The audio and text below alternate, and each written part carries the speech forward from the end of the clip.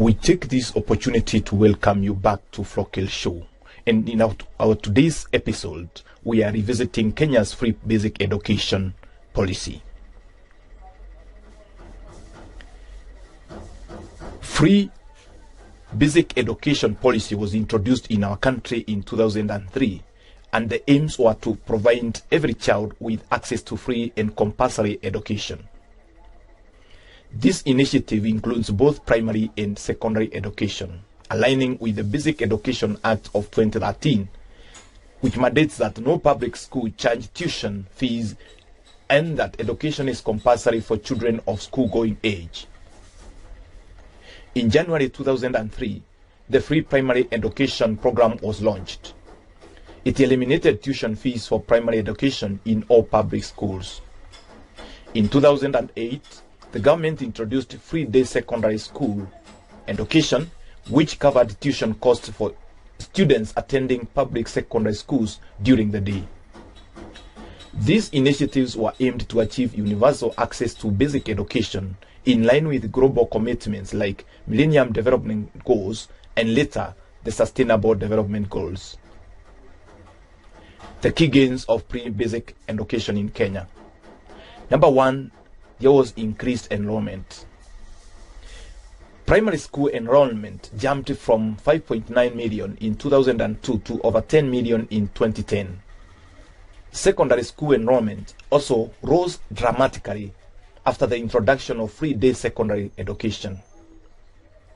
Children who were previously out of school from poor families or informal settlements gained access to education.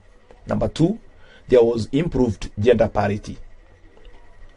Gender gaps in school enrollment narrowed significantly. Many girls, especially in rural areas, were able to attend school regularly thanks to the reduced costs. Some studies show girls' enrollment nearly equaling boys in most counties. Number three, there was improved literacy and numeracy.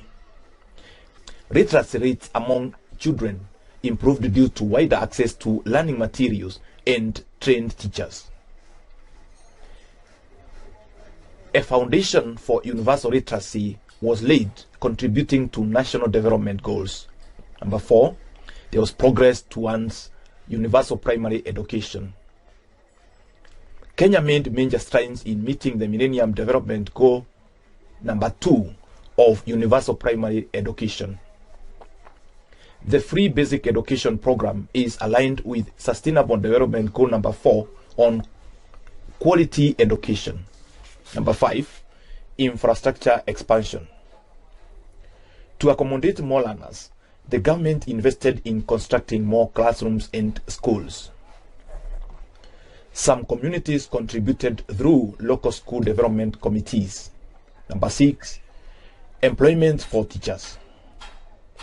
The demand for more teachers led to the hiring of thousands of educators through the Teachers Service Commission. Programs were introduced to train and deploy more teachers nationwide. Number 7, school meals and retention. In arid and semi-arid regions, the school meals program encouraged attendance and reduced dropout rates. Children from food insecure households benefited greatly. Number 8, inclusion of vulnerable groups. Free basic education led the group work for inclusive education, with more attention given to children with disabilities and those in marginalized communities. Despite the success of free basic education, several challenges hinder the full realization of its objectives. Number 1, overcrowded classrooms. The surge in enrollment has led to overcrowded classrooms, straining resources and affecting the quality of education. Number 2, teacher shortages. There is a significant shortage of qualified teachers, impacting the teacher-student ratio and quality of instruction. 3, infrastructure deficiencies. Many schools lack adequate facilities, including classrooms, desks, and sanitation facilities, which affects the learning environment. 4, equity issues. Children from marginalized communities including those with disabilities, refugees, and those in arid and semi-arid regions, often face barriers to accessing quality education. And then 5, management and accountability.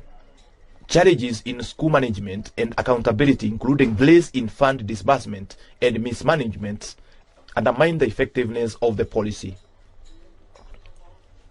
In order for us to address this challenge, the following can be done. There needs to be increased funding.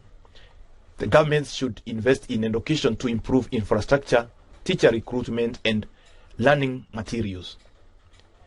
Teacher training investment is also necessary for professional development of teachers to improve teaching quality and adapt to new curricula.